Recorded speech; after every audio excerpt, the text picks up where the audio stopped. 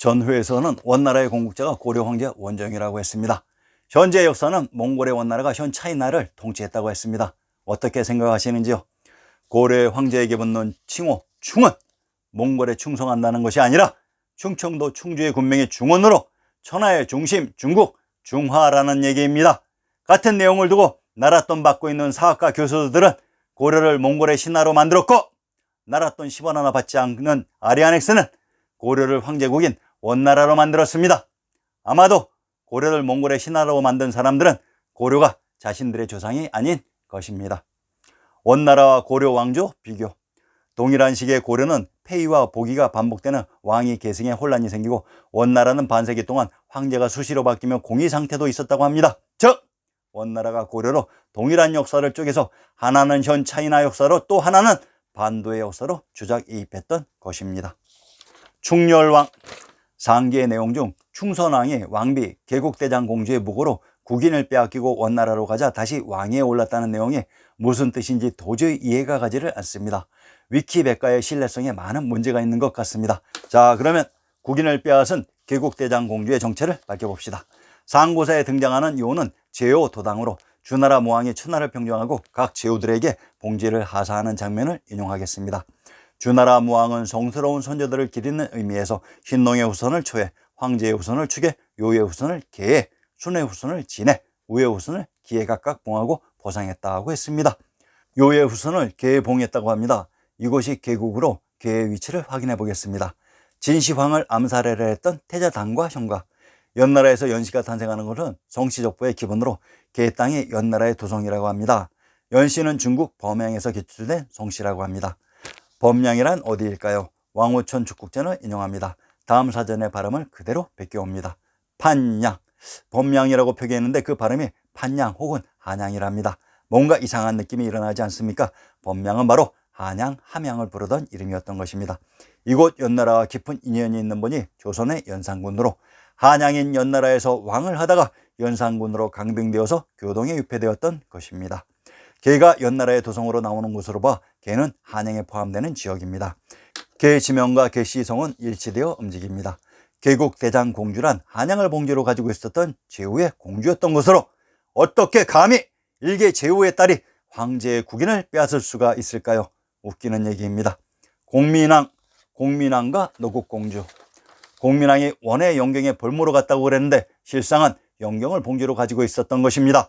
몽골이 있었다고 하는 곳은 대도로 신증동국여지 승남에서 대구의 군명과 대도는 동일한 지명으로, 공민왕이 어렸을 때 인질로 갔다고 하면 몽골에 있었던 대도로 가야지 왜 영경인 한양으로 갔을까요? 영경을 봉제로 가지고 있었던 공민왕이 그것을 기반으로 고려의 황제가 되었던 것입니다. 더욱더 재미있는 사실은 노국공주란 노나라를 기반으로 했던 공주인데 이분을 원 위왕의 딸이라고 합니다. 자, 우습지 않습니까? 왜 위왕의 딸을 노국공주라고 했던 것일까요? 이에 대한 정확한 답을 드리겠습니다. 제후국 노나라가 있었던 지명을 먼저 살펴보겠습니다. 충청도 이산의 산청과 군명을 인용합니다. 충청도 이산과 강원도 평창의 군명 노산이란 이곳이 제후국 노나라가 있었던 곳입니다. 제후국 노나라가 있었던 노산을 성산이라고 합니다. 성산이란 단순히 성이 있는 산을 지칭하는 일반 명사가 아니라 오직 하나뿐인 고유명사입니다. 평안도 성천의 군명을 비료 졸범부여 성주라고 합니다. 성주에 있는 산이 성산으로 평안도 성천이란 초기 지명인 성도이기도 합니다. 노국대장 공주가 이곳 촉을 봉지로 가지고 있었던 제후의 딸이었습니다. 제후국 위나라가 있었던 곳에서 개출된 성이 위씨입니다. 위씨가 장흥단본이라고 합니다. 이곳이 바로 역사 속 제후국 위나라가 있었던 곳으로 이 지명을 살펴보겠습니다. 전라도 장흥, 함경도 정평, 평안도 정주는 정주의 군명이 중복되는 동일한 지명으로 정주의 군명 귀주는 김수로왕의 무대 귀성을 포함하는 지역이었던 것으로, 함경도 정평의 군명 중산이란 이곳이 천하의 중심이 중국 중화로 금성천부가 있었던 지역이 중국으로, 그래서 다른 제후국과 비교해서 천하의 황제인 위세 상국이라고 칭했던 것이 위나라로 고착되었습니다. 노국공주는 현 차이나의 공주가 아니라 바로 우리 고려 제후의 딸이었습니다. 그래서 노국공주에서 공주라는 호칭을 감히 붙일 수 없는 것입니다. 기왕후와 원나라. 역사 속에 등장하는 친원파란 모신 세력인 몽골과 이해적인 관련이 있었던 집단으로, 몽골의 세력을 믿고 고려 왕실의 불충을 저질렀던 집단입니다.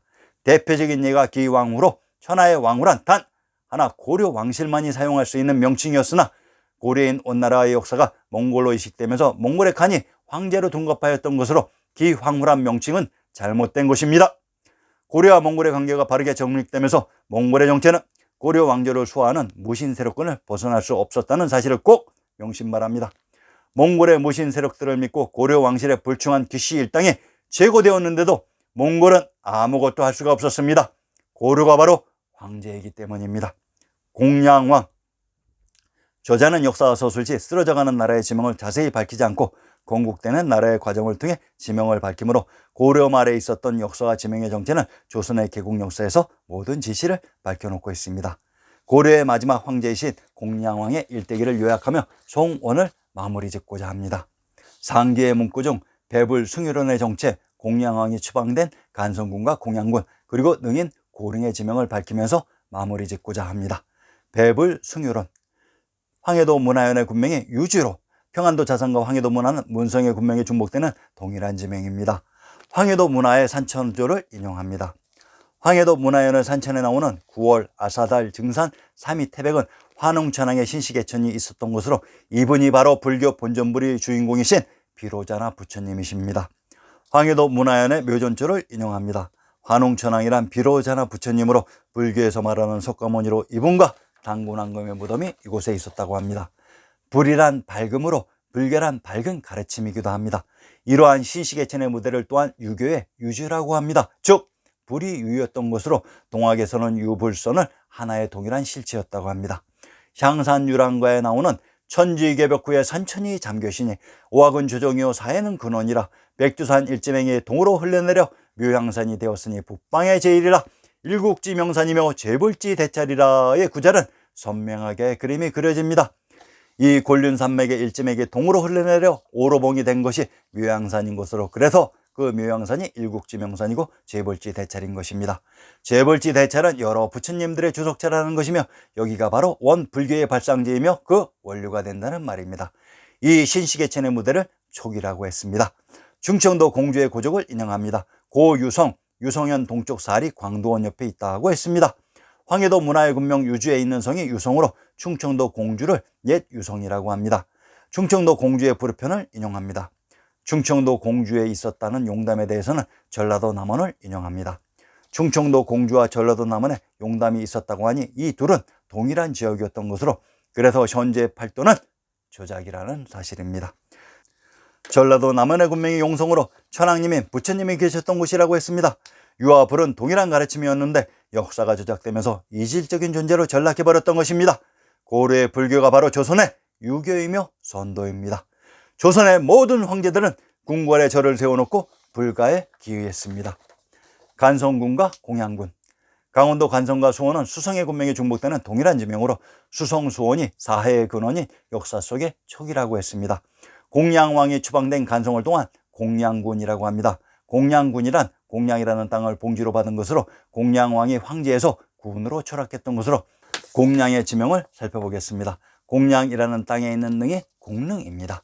경기도 파주의 능묘를 인용합니다. 공릉 주남쪽 삼신리 지점에 있다고 했습니다. 농묘란 거리관계를 떠나 그 지역의 능침으로 경기도 파주의 군명을 봉성, 서원, 원평, 곡성이라고 합니다.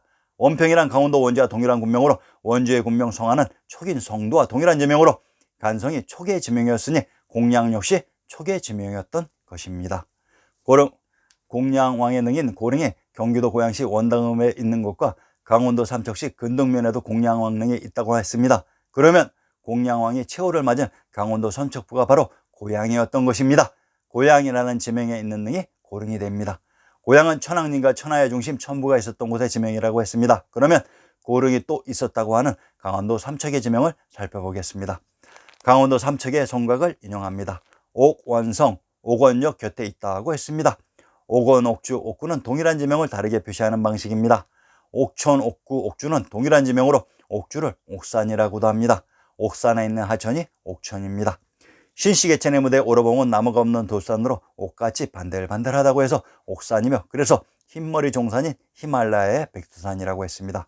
충청도 공주와 전라도 남한에 있었던 용담은 천왕님이 계셨던 용성의 연못이라고 했습니다. 역사 속 경기도 고양과 강원도 삼척은 동일한 지역으로 그래서 고릉의 무덤이 양쪽에 있었다고 서술된 것입니다. 참으로 슬픕니다. 우리의 지리지가 이 모양이니. 아, 애달프도다. 신성 로마 제국과 아라사 제국을 건국해서 천하사를 빛낸 고려가 역사 속에서 막을 내렸던 것입니다.